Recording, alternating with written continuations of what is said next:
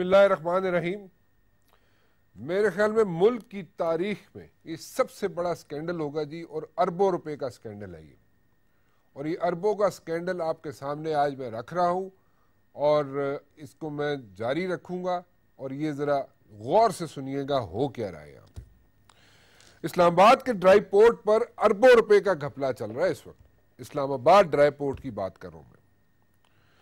Custom ने अरबों की नई गाड़ियां स्क्रैप की मद में क्लियर की और आज भी क्लियर की जा रही हैं।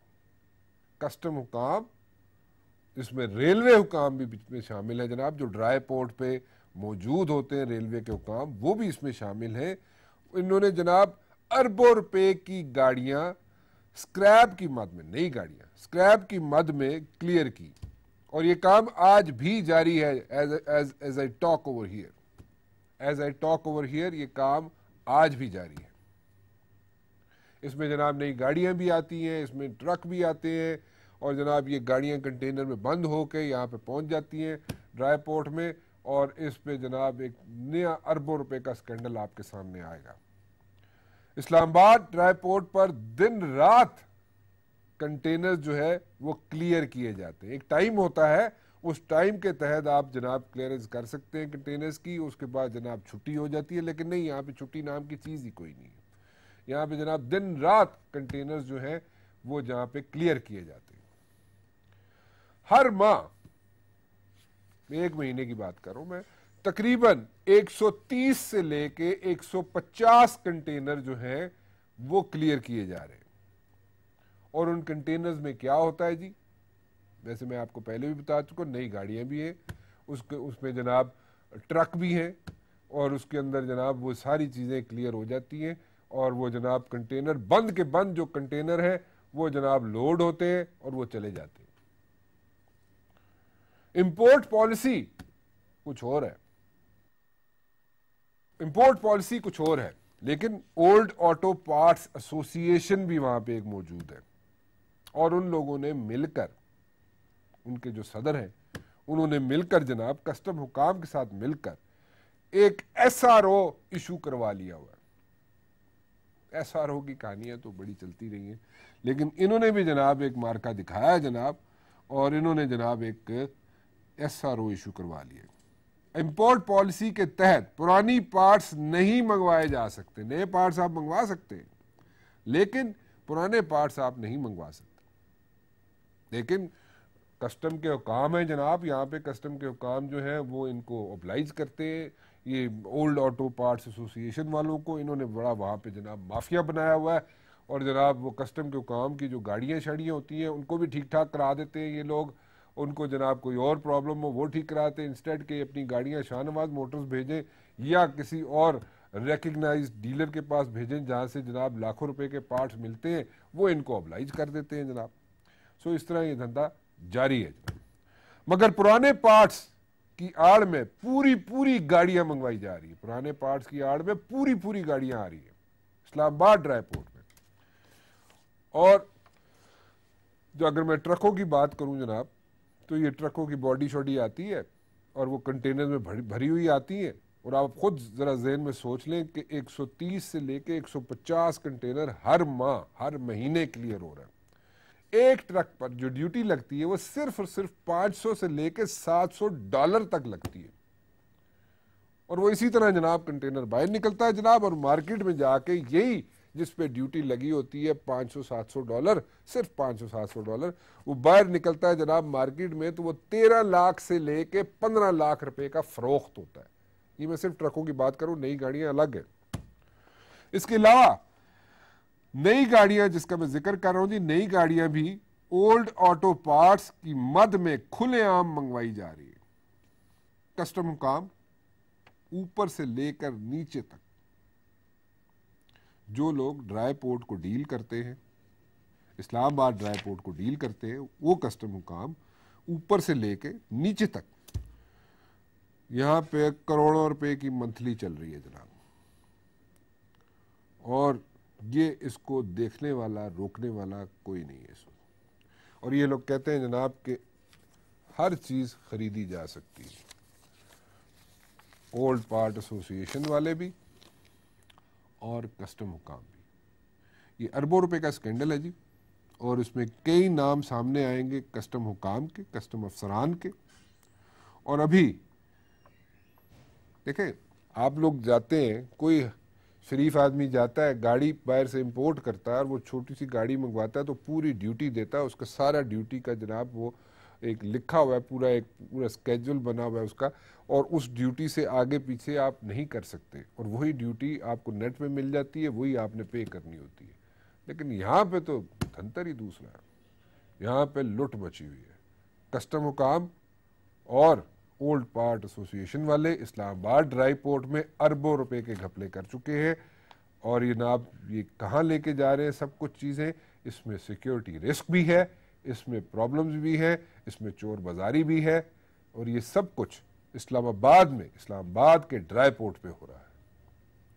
एक ब्रेक लेंगे जी, ब्रेक के बाद वापस आएंगे और हम बात करेंगे कश्मीर पे, हम बात करेंगे जंग पे कि क्या पाकिस्तान और इंडिया के दरमियान जंग हो सकती है, और अगर हो सकती है तो उसके नताइज क्या होंगे।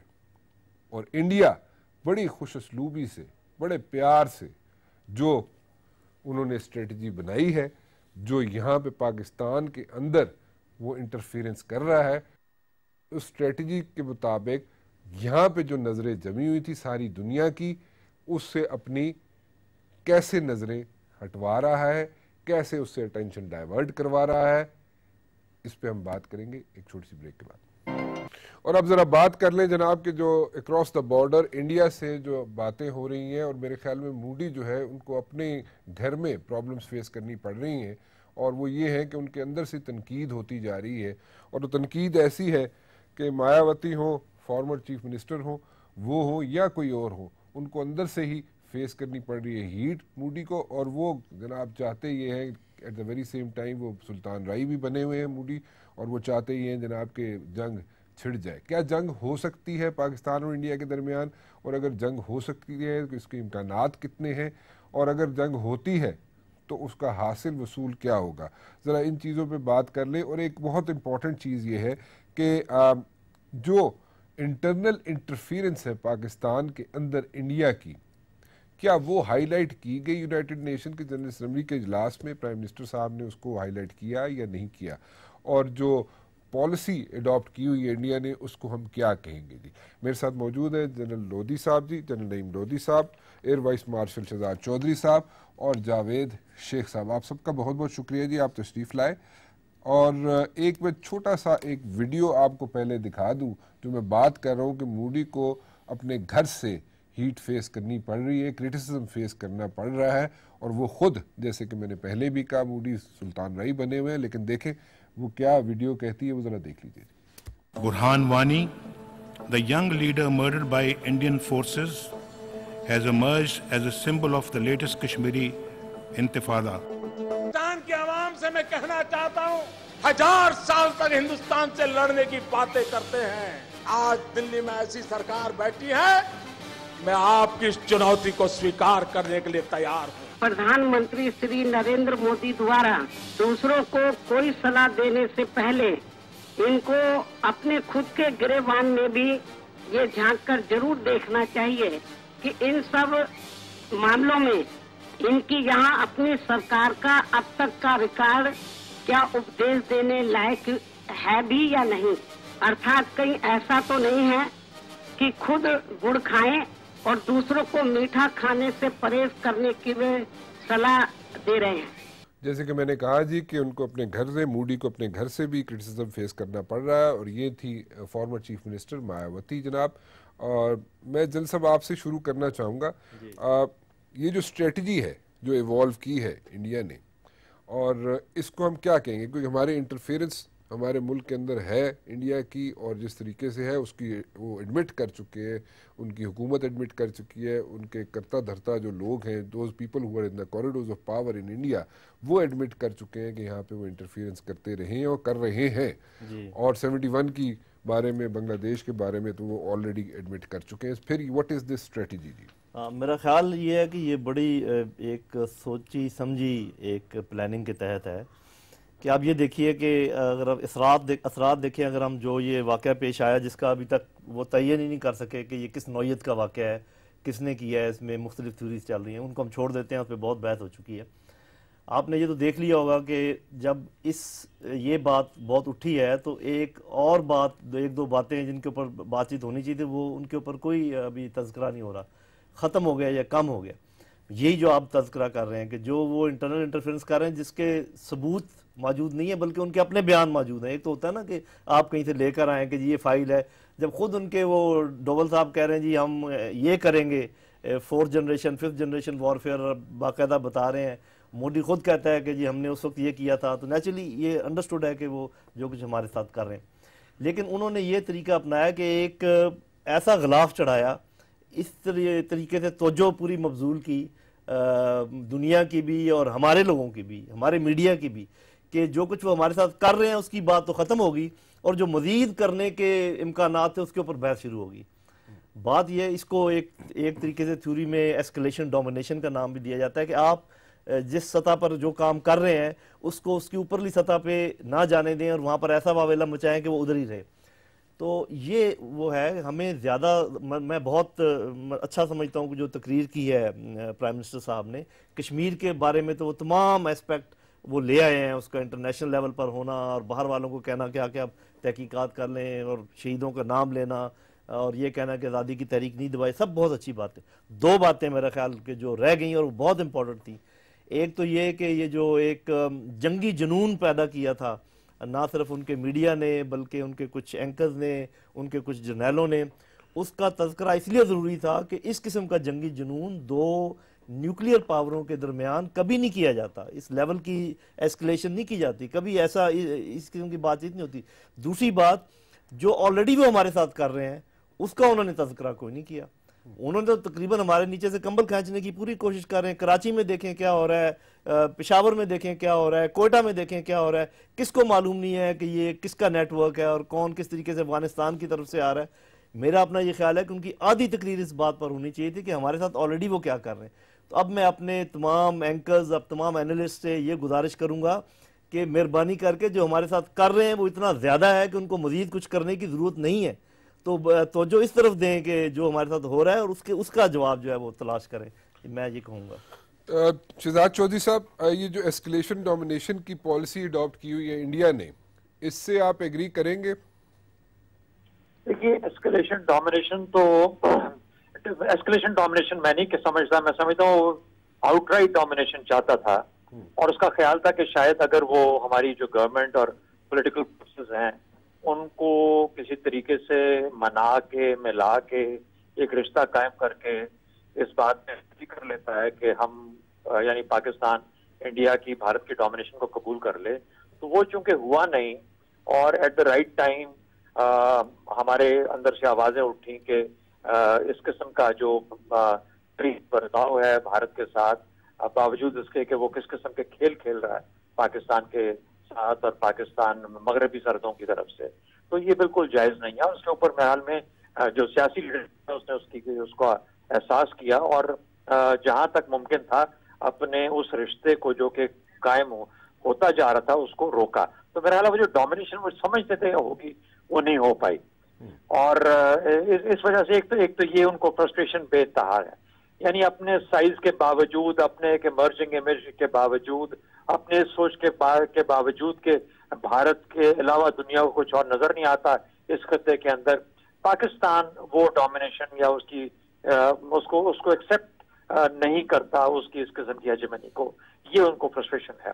उस फ्रस्ट्रेशन का इजहार अब मुख्तलिफ तरीके से निकलता है। गलती दूसरी कश्मीर में की, भारत ने बहुत बड़ी जिस किस्म का बर्ताव किया, बुरहान वानी की शहादत हुई वहां पे, उसके बाद का जो रद्द अमल कश्मीरियों में है वो तो कश्मीरियों की एक असास बन चुकी है इस वक्त। लेकिन मेरा ख्याल है पाकिस्तान ने बहुत पॉजिटिव रोल प्ले किया वहां पे और उसको जिस तरीके से अक़वाम मुत्तहिदा में उठाया और या फिर वैसे उसके अलावा भी इसके बारे में जो बातचीत पाकिस्तान में डिस्कोर्स के तौर पे हुई, उसने भी फ्रस्ट्रेट किया है इंडिया को बहुत ज्यादा। एक वक्त था कि इंडिया बात भी नहीं सुनना चाहता था, कश्मीर का नाम भी नहीं सुनना चाहता था, और एक वो वक्त है कि अब फिर से ये सेंटर एंड फ्रंट है ये मसला इस वक्त।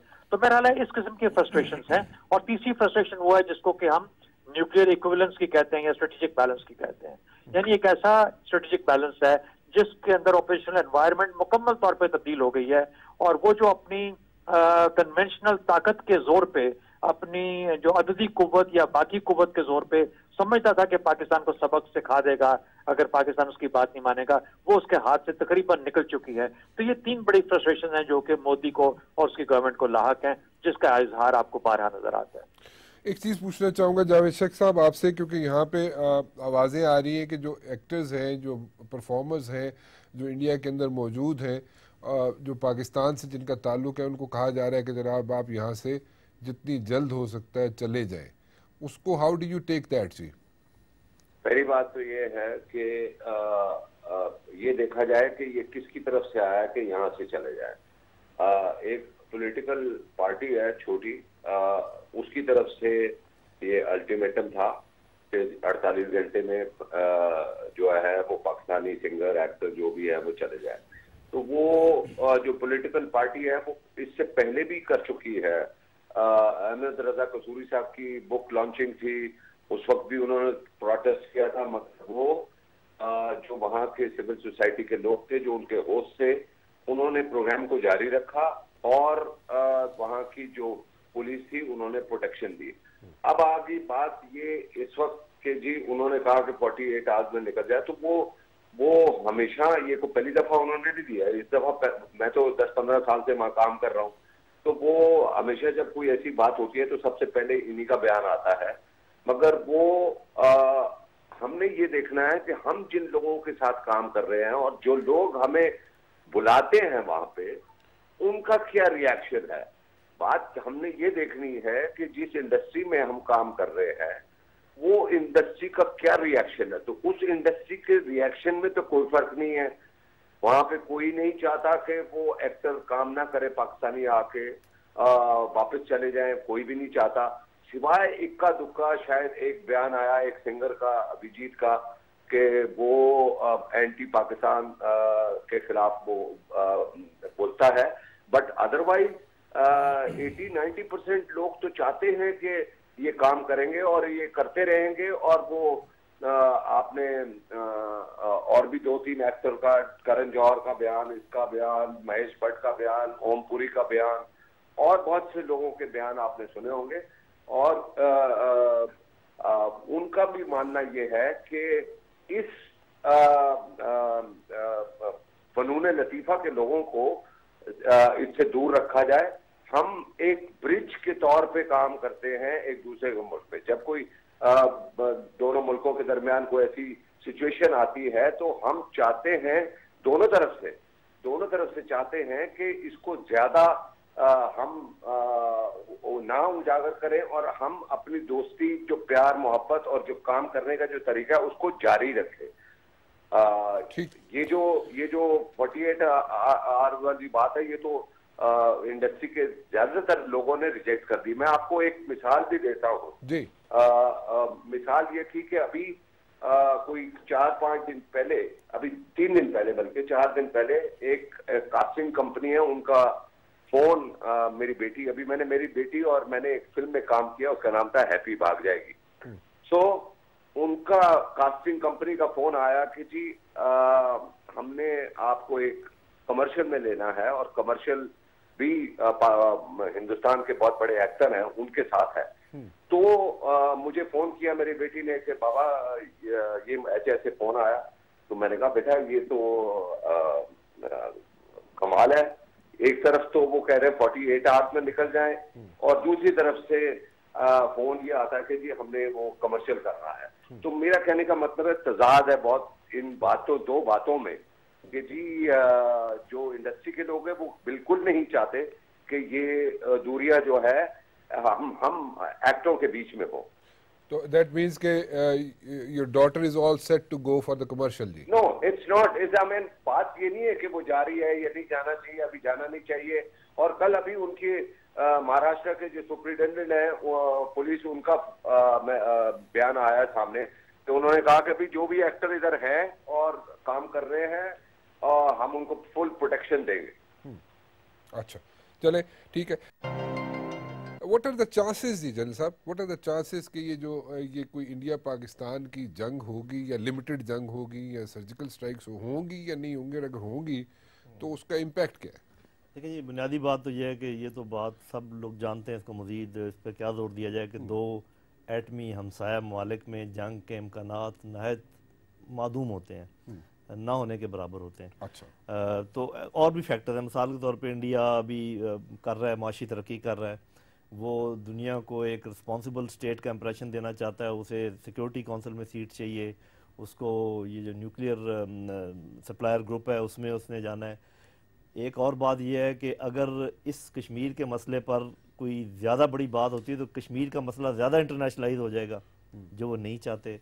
उसके अलावा हमारा जो डिटरेंस है, जिसकी अभी बात की है शहजाद साहब ने भी, वो भी अल्लाह के फजल से इस तरीके से मुस्तहकम है कि ये वो फैक्टर हैं जंग ना होने की तरफ। लेकिन जंग होने की तरफ भी थोड़े से फैक्टर्स हैं। उसमें सबसे बड़ा ये है कि जो उनकी पब्लिक का प्रेशर है, जो वादे मोदी साहब करके आए हैं, जिस बुनियाद पर वो इलेक्शन जीते हैं, उसके अंदर भी जरासीम ऐसे मौजूद हैं उनकी तकरीरों के, वो सब कुछ के वो हो सकता है उनको थोड़ी सी हल्लाशेरी जो है शायद वो महसूस कर रहे हो कि उनके मुआहदे हो गए हैं अमेरिका के साथ, और वो उनका असर रसूख बढ़ रहा है अफगानिस्तान में। तो ये वो फैक्टर्स हैं जो कि किसी किस्म के उसके ऊपर हो सकता है कि वो कुछ लोग उनको ये कहें कि ये करें। लेकिन हमारी तरफ से ये मेरा ख्याल है कि क्लियर है कि जो है ना सर्जिकल स्ट्राइक्स और ये बॉर्डर पार की बातें, ये एक होता है कि ऐलान जंग, एक होता है इकदाम जंग, एक्ट ऑफ वॉर। तो ये जो एक्ट्स ऑफ वॉर हम इनको समझते हैं कि अगर कोई उनका जहाज पार आता है या उनके लोग पार आके काम करते हैं और ये अच्छे तरीके से उनको कन्वे कर दिए गए हैं। और जब हम फुल स्पेक्ट्रम डिटरेंस की बात करते हैं तो वो हमने अपने प्लान और अपना मंसूबा ऐसा बनाया हुआ है कि किसी को ये पता शायद ना चले कि हम कब क्या करेंगे। हम अपने तमाम रिसोर्सेज हमने अपने सही प्लान किए हुए हैं, उनको बताया हुआ है कि ये एक्ट्स ऑफ वॉर हैं, और ये भी कहा हुआ है कि हम देखें, वो कहते हैं नो फर्स्ट यूज़, हम कहते हैं नो अग्रेशन। तो जो कि मेरा ख्याल है कि अखलाकी तौर पे हमारा ज़्यादा मुस्तहकम है बेस कि आप हमला ही ना कीजिए, आप ऐसी बात ही ना करें। तो मेरा अपना ख्याल ये है कि, और दूसरी बात जो मैंने पहले की कि ऑलरेडी हमारे साथ डिप्लोमेसी के मैदान में, पॉलिटिकल मैदान में, इकोनॉमिक मैदान में, और इवन थर्ड और फोर्थ जनरेशन वॉर के सिलसिले में इतना कुछ कर रहे हैं कि मेरे अपने ख्याल में उनको मजीद कुछ करने की ज़रूरत नहीं है। तो अगर आप ये कहें कि आपस में जंग होगी या नहीं, तो पहली बात उसका जवाब ये है कि जंग ऑलरेडी हो रही है।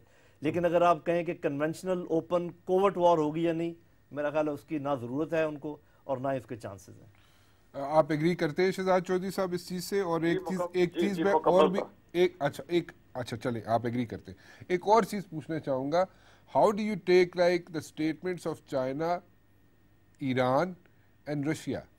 इन सारी स्टेटमेंट्स जो आ रही हैं इन ममालिक से, इनके कॉरिडोर्स ऑफ पावर से जो स्टेटमेंट्स आ रही हैं, इसको आप कैसे लेते हैं इन सारी स्टेटमेंट्स को? जी राना साहब, देखिए बात यह है कि हम जब भी हम कंपैरेटिव किसी डेफिनेशन में जाते हैं ना, जिस तरीके से कि अमेरिका ने भारत को सपोर्ट किया लेकिन ईरान, चीन और रशिया ने देखें ऐसा रद्द-ए-अमल दिया जिससे कि पाकिस्तान की सपोर्ट, तो हम अपनी इस डिस्कोर्स के अंदर हम फिर पाकिस्तान और भारत के दो अलायंसेस अपने दिमाग में बनाना शुरू कर देते हैं। इसका मतलब कुछ ऐसा लगता है जैसे कि हम दो ग्रुप बना के इनको किसी न किसी कन्फ्रंटेशन या क्लैश की तरफ लेके चलना चाहते हैं। मेरा ख्याल है हमें इससे थोड़ा सा जरा बचना चाहिए। वजह ये होती है कि जरूरी नहीं कि ईरान और चीन और रूस, उनके तल्लुकात भारत के साथ भी हो सकता है तो मुल्कों के हमसे भी ज्यादा बेहतर हों या उतने ही करीब हो जितने हमारे साथ हैं।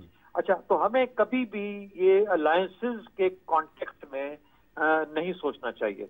अलबत्ता ये एक बड़ी पॉजिटिव चीज ये है कि पाकिस्तान की भी उतनी ही वक़्त है जितनी भारत की है। इसको हमें इस तरीके से, इस तर्ज पे देखना चाहिए, और ये हमारे लिए एक बड़ी रीअश्योरिंग बात है और होनी भी चाहिए, क्योंकि पाकिस्तान का अपना रोल जो है और पाकिस्तान का जो अपना स्टेटस है वो श्योर करता है कि पाकिस्तान को लाइटली दुनिया में कोई नहीं ले सकता। स्ट्रेटेजिकली इसके फिर एक इमर्जिंग इकोनॉमी है, फिर उसके बाद पाकिस्तान का रोल पिछले 15-20 साल में अफगानिस्तान के मामले में, तो रिलायंस पाकिस्तान पे बेशुमार चीजों की और बहुत सारे मुल्कों की पाकिस्तान के साथ है। तो जो पोटेंशियल नजर आता है इकोनॉमिक फ्रंट के ऊपर, मेरा ख्याल है ये वो सब चीजें जो पाकिस्तान को बहुत relevant player of the world, अब सिर्फ देखना यह है कि पाकिस्तान की लीडरशिप इन चीजों की समझबूझ रखते हुए पाकिस्तान के स्टेटस को, इस पोजीशन को, इस पोटेंशियल को किस तरीके से इस्तेमाल करती है। एक और आखिरी बात मैं कहना चाहूंगा आपसे, unless you want me to stay on for a couple of more minutes, वो ये शेख साहब से ये कहना कि शेख साहब वो तो इंडियन इंडस्ट्री बनी मुसलमानों के और उर्दू जुबान के बेसिस पे है। तो मतलब दिलीप कुमार भी मुसलमान है, उर्दू जुबान इस्तेमाल होती है, लिखने वाले भी बहुत सारे उर्दू लिखने वाले मुसलमान शायर वहां पे, गाने वाले भी मुसलमान, तो वो तो बनी ही हमारी वजह से है और हमारे साथ है, तो हम क्यों छोड़ें उसको, वो तो हमारी अपनी है भाई, जाके उससे और लें जितना ले सकते हैं आप लोग। क्यों शेख साहब, व्हाट डू यू से? नहीं, बिल्कुल सही कहा। बात यह है कि उर्दू का बहुत बड़ा हाथ है। आप एक मिसाल मैं छोटी सी देता हूँ। आप जब इनकी मिसाल के तौर पे जब हम फिल्म के डायलॉग सुनते हैं तो उसमें वो बहुत से लफ्ज ऐसे हैं जिनकी प्रोनाउंसिएशन सही नहीं होती, यानी कि उर्दू नहीं होती। मिसाल के तौर पे जैसे लफ्ज है कि खून हो गया, खून है, तो सही है ना। तो वो कुछ लफ्ज ऐसे हैं जो वो डायलॉग में हो जाते हैं, मगर आज तक आपने कोई गाना ऐसा हिंदुस्तान का नहीं सुना होगा जिसमें सही उर्दू के लफ्ज ना इस्तेमाल हुए हमेशा। क्योंकि ये जो अभी इन्होंने फरमाया बिल्कुल सही है कि शायर, म्यूजिक डायरेक्टर, एक्टर, वो उर्दू से उनका ताल्लुक रहा है, मुसलमान थे, और मुसलमान ना होने के बावजूद भी धर्मेंद्र साहब, मैंने उनके साथ काम किया है, वो आज भी वो हिंदी नहीं बोल सकते और ना पढ़ सकते हैं, वो उर्दू बोलते हैं, उर्दू में शायरी करते हैं, पूरी एक किताब लिखी है उन्होंने, और उनके लिए जब सेट पे आते हैं तो डायलॉग उर्दू में आते हैं। तो ये बिल्कुल उनकी बात बजा है, और कम से कम हमको इस चीज का ख्याल रखना चाहिए। और जिस तरह वहां पे लोग सोच रहे हैं, अब तो हमारी फिल्म इंडस्ट्री बहुत आगे बढ़ गई है, और हम यानी कि पाकिस्तानियों ने हिंदुस्तानी एक्टर्स को भी अपनी पिक्चरों में लेना शुरू कर दिया। जो एक एतराज था उनका कि जी उनकी फिल्में नहीं, ये जैसे ये पॉलिटिकल पार्टी जो वहाँ की है वो हमेशा ये कहती है कि देखो हमारे फनकारों को ये कर दिया, वो कर दिया, ना हमारी फिल्में लगने देते हैं। तो मैं तो सोच रहा था कि एक पूरी वीडियो बनाऊं, पाकिस्तान के जितने सिनेमा हैं उनको बताया जाए कि भाई देखो पाकिस्तान के जो लोग हैं वो आपके लोगों को कितनी मोहब्बत और प्यार से और आपकी फिल्में भी देखते हैं, गाने भी सुनते हैं, और इसी तरह वाइस वर्सा है। अब पाकिस्तान के एक्टर्स वहाँ पे पॉपुलर है और वो लोग उनको पसंद करते हैं, तो जो पब्लिक में परसेप्शन है इन चीजों का, वो it's totally different than what we see on television. अच्छा, एक और चीज जो है जनरल साहब मैं आपसे पूछना चाहूंगा, और मुझे इस पर जरा समझाइएगा, व्यूअर्स भी समझना चाहेंगे कि एक नई स्ट्रेटजी चल रही है, एक नया प्रोपेगेंडा चल रहा है इंडिया की तरफ से, और जैसे कि जावेद शेख साहब भी कह रहे हैं कि वहाँ पे एक स्प्लिट है, वहाँ पे जो काम करने वाले लोग हैं, जो फिल्म इंडस्ट्री के लोग हैं, वो नहीं चाहते कि कोई किसी किस्म की जंग हो इंडिया में जो लोग हैं। यहाँ पे एक और वहाँ पे प्रोपेगेंडा चला दिया जाता है जी पाकिस्तान आइसोलेट हो गया जी। ये आइसोलेशन वाला प्रोपेगेंडा जो है, इसकी ज़रा हकीकत तो बताएं अमीन साहब। मतलब आइसोलेशन उनकी ख्वाहिश तो हो सकती है, ठीक है, लेकिन वो आइसोलेशन का मालूम करने के लिए कोई इंडिकेटर्स होते हैं। आप देखिए कि जितने इंटरनेशनल फोरम्स हैं, यूएनओ के जितने फोरम्स हैं, उसके अलावा जितनी ट्रीटीज़ हैं, क्या उनमें पाकिस्तान नहीं है? पाकिस्तान मौजूद है। और जो उभरती पावर्स हैं, अमेरिका है, चीन है, रूस है, उसके साथ पाकिस्तान के ताल्लुकात कैसे हैं? ठीक है, अमेरिका के साथ ताल्लुकात में तनाव और ऊंच नीच आती रहती है, लेकिन अभी जो जॉन कैरी साहब के साथ जो मुलाकात के बाद जो बातें सामने आई हैं, और अभी आप और देखेंगे कि वो ये वक्ती एक है जो ठीक हो जाए। चीन के साथ जो कि जिसको आप कह सकते हैं कि फ्यूचर की सुपर पावर है, बल्कि शायद मौजूदा नंबर 1 पावर हो, उनके साथ अब हमारे ताल्लुकात देख लें। रशियन आपने देखा है कि अभी आके उन्होंने हमारे साथ एक्सरसाइज की है। लेकिन शहजाद चौधरी साहब कह रहे हैं, ठीक है एक्सरसाइज के, शहजाद चौधरी साहब कह रहे हैं कि हमें एक ब्लॉक नहीं बनाना चाहिए। नहीं, वो वही तो है कि मतलब ब्लॉक, ये ब्लॉक तो नहीं है, ये तो मतलब ये कि तमाम तो ये तो एक ऐसी नेटवर्किंग है पूरी दुनिया की। जैसे हम आपस में जब मिलते हैं, तो जब मैं आपको मिलता हूँ तो इसका ये मतलब तो नहीं कि हम दोनों मिलकर उनके खिलाफ हैं, तो ऐसा नहीं है। ये बस एक कन्फ्यूजन है जो उन्होंने मचा रखी है और वो इस कन्फ्यूजन में अपने और काम कर रहे हैं। लेकिन बहरहाल ये है कि किसी भी तौर पे अल्लाह के फजल करम से पाकिस्तान आइसोलेटेड नहीं है। थोड़ा सा वक्त ऐसा ज़रूर आया था जब आपने देखा मिडल ईस्ट के कुछ मुल्कों को हमसे थोड़ा सा खफगी पैदा हुई किसी एक बात की वजह से। ईरान के साथ एक छोटा सा ग्लिच पैदा हुआ। अब अल्लाह के फजल से ईरान देख लें, कह रहा है जी CPEC में हमें शामिल कर लें, और अनकरीब और ममालिक भी कहेंगे। CPEC आप जो लोग जानते हैं, वन बेल्ट वन रोड, वो समझ, उनको पता है कि ये पूरा एक ग्लोबल नेटवर्क है। और मैं तो इस हद तक कहूँगा कि हमें अमन की बात करनी चाहिए। हर जी शऊर शख्स को समझना चाहिए कि ये कोई जंगों का दौर नहीं है, और स्पेशली जब दोनों मुल्कों के पास एटमी हथियार हैं तो जंग की तो बात ही नहीं करनी चाहिए। तो ये मोदी साहब का जो अंदाज था वो बड़ा जंगजुआना था, गो के वो बात बड़ी अच्छी कर रहे थे कि आए जी हम नाखानदगी के ख़िलाफ़ लड़ाई करें और हम गुर्बत के ख़िलाफ़ लड़ाई करें। मेरा ख्याल यही मोटो होना चाहिए 1.5 अरब लोगों के मुस्तकबिल को पेश नज़र रखते हुए। और इसके लिए मैं तो यहाँ तक कहूँगा, हालांकि एक जनरल के मुंह से शायद ये बात अच्छी नहीं लगती, कि अगर कुछ ले और दे के मामलात में अगर ये कश्मीरियों के ऊपर जुल्म बंद करें, वहाँ से फ़ौजें निकालें, तो हमें अफगानिस्तान और वाघा की जो रास्ता देने की बातचीत करनी चाहिए, हमें CPEC में उनको शामिल करने की बातचीत करनी चाहिए, मगर इंडिया के साथ। लेकिन कुछ वो भी तो सुने ना हमारी बात, क्योंकि देखें वन साइडेड तो कुछ भी नहीं हो सकता ना। हमें देखना है कि हमारे पास क्या कॉइन्स हैं, उनके पास क्या कॉइन्स हैं, आपस में कुछ बार्टर तो करना पड़ेगा। तो ये कश्मीरियों पर जब तक जुल्म बंद नहीं होता, कश्मीर का मसला जब तक हल नहीं होता, और आप देखें पूरा ट्रैक रिकॉर्ड कहता है कि हिंदुस्तान और पाकिस्तान ने आज तक कोई मसला बायलैटरल तौर पे हल नहीं किया, चाहे वो सिंतास का मुआहदा हो, चाहे वो सियाचिन का मसला हो, चाहे वो कोई और लड़ाइयाँ हों, रन कच्छ की, जब भी कोई बात हुई है तो किसी तीसरी ताकत ने आके किया। 65 की जंग, 71 की जंग, सब कुछ। तो ये मुमकिन ही नहीं है कि ये इसमें कश्मीरी भी इन्वॉल्व है, इसमें दुनिया के वादे मौजूद हैं। तो मेरा ये ख्याल है कि आपके ख्याल में, या शहजाद चौधरी साहब आपके ख्याल में कौन थर्ड पार्टी करेगा यहाँ पे, इंटरफियरेंस करेगा, तो कोई सोल्यूशन निकल सकता है कश्मीर का? जी देखिए, ये पाकिस्तान का नेक्स्ट चैलेंज है।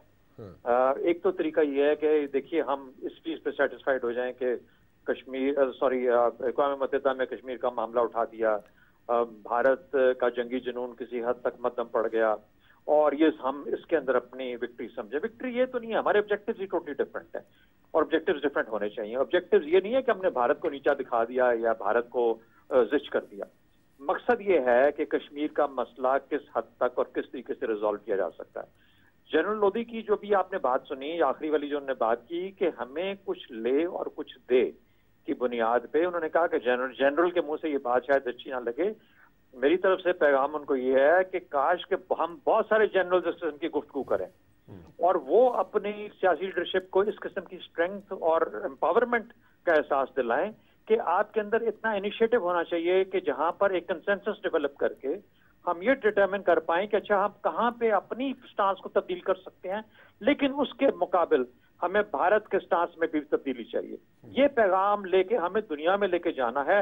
हमारी बात पे भारत मानने के लिए तैयार इसलिए नहीं होगा, हो सकता है हो जाए, हमें उधर भी कोशिश करनी चाहिए, लेकिन वो जो रिसेंट अभी जो प्रेशर्स जिस किस्म की डेवलप हुआ है उसमें कोई इमीडिएट फ्यूचर में इस किस्म की चीज या पॉसिबिलिटी नजर नहीं आती। तो थर्ड कंट्री कौन सी हो सकती है? ये पैगाम इंटरनेशनल लेवल पे लेके जाने की जरूरत है।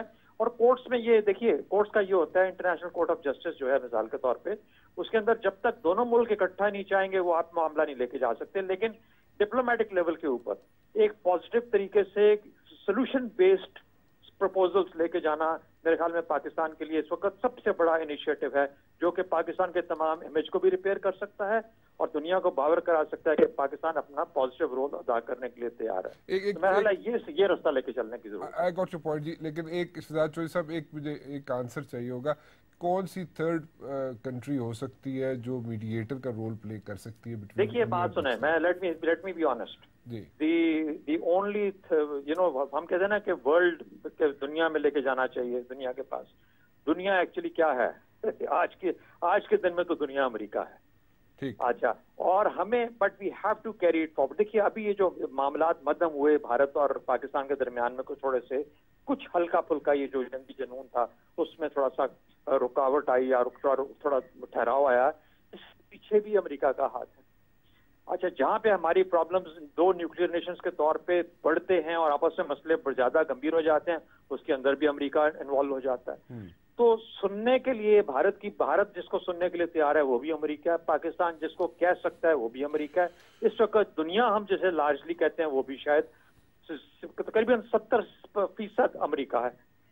अच्छा, बाकी सब सपोर्टिंग रोल अपना अदा कर सकते हैं। मेरा ख्याल है कि हमें इन लाइंस के ऊपर सोचना चाहिए और आगे मामले को लेकर। एक छोटा सा कमेंट चाहिए आपसे, क्या हमारी फर्स्ट लाइन ऑफ डिफेंस जो है अभी बिल्कुल तैयार है, क्योंकि थोड़ा सी रॉकी सिचुएशन है बिटवीन पाकिस्तान एंड अमेरिका? जी आप मुझसे पूछ रहे हैं? जी आपसे पूछ रहा हूँ। अच्छा, हमारी फर्स्ट लाइन ऑफ डिफेंस तैयार है कि रॉकी पोजीशन है बिटवीन यूएस एंड पाकिस्तान? नहीं, रॉकी पोजीशन नहीं है। अच्छा। मैंने जिस आपसे पहले ये कहा था ना कि अमेरिका की डिपेंडेंस बेइंतहा है पाकिस्तान के ऊपर। ये ना सोचिए कि वो 5,000 5,500 फौजी जो उसका उधर बैठा हुआ है और अफगानिस्तान की स्टेबिलिटी जो है, ये दो ऐसे इश्यूज हैं जिसके ऊपर के उसको पाकिस्तान की, और फिर दहशतगर्दी जो कि एक ग्लोबल फिनोमेना है, उसको पता है कि इन तीनों मामलों में पाकिस्तान की सपोर्ट को दरकार है। तो पाकिस्तान एक मार्जिनल प्लेयर नहीं है, पाकिस्तान एक सेंट्रल प्लेयर है अमेरिका के लिए। ठीक है। मेरा ख्याल है कि हमें थोड़ा सा अपने रवैयों को, जो हमारे इंटरनल मसाइल है ना, जहां पर आइडेंटिफाई किया जाता है कभी हकानीज को, कभी फलाने ग्रुप को, कभी फलाने, वाकई में हमें यहाँ पे थोड़ा सा अपने रवैयों को बदलने की जरूरत है और थोड़ा सा उनके खिलाफ, और कुछ ना कुछ खिलाफ नहीं तो कम से कम ऐसा रोल अदा करने की जरूरत है कि लोगों को शिकायत कम से कम हो और शिकायत के मौके कम से कम हो, और फिर हम पॉजिटिव भी लेके चलें, तो फिर एक अच्छी उसकी हमारी पाकिस्तान की साख जो है वो एस्टैब्लिश हो सकती है। गॉट योर पॉइंट जी। एक आखिरी चीज पूछना चाहूंगा जावेद शेख साहब आपसे, सुल्तान राई तो आजकल नहीं याद आते होंगे? सर आखिरी है वो इस वजह से कि मेरी शूटिंग रुकी हुई है आपके इंटरव्यू की वजह से। बिल्कुल आखिरी है जी। मैं सिर्फ आखिरी चीज ये पूछ रहा हूँ कि सुल्तान राई तो आजकल नहीं याद आते होंगे, क्योंकि मूडी खुद सुल्तान राई बने हुए। सुल्तान राई तो देखो आप मैं कह रहा हूँ कि सुल्तान राई तो अब जैसे ये जो डायमंड मार्च होना है, तो इसमें तो आपने देखा कितने सुल्तान राय सामने बीच में आए थे दोनों तरफ से, तो ये सुल्तान राय साहब को भूल नहीं सकते। आपने देखा होगा कि वो आज भी इतना ही पॉपुलर है। मैं बात यहाँ पर खत्म करना चाहता हूँ सर कि पाकिस्तान की आवाम ने अभी तक ये मुतालबा नहीं किया कि हिंदुस्तान की फिल्में नहीं आनी चाहिए और हिंदुस्तान के एक्टर यहाँ पे नहीं आने चाहिए।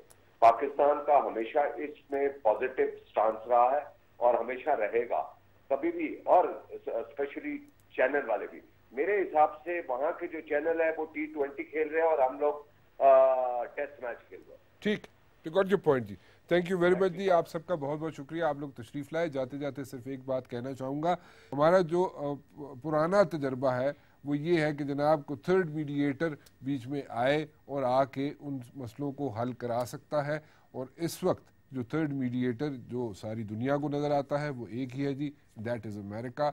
और अगर वो थर्ड मीडिएटर दोनों पार्टीज़ की मर्ज़ी से अगर आ जाए तो मेरे ख्याल में 90% मसाइल जो इंडिया और पाकिस्तान के दरमियान हैं वो हल हो सकते हैं। फ़िलहाल राना मुबशिर को इजाज़त दीजिए, अल्लाह हाफ़िज़।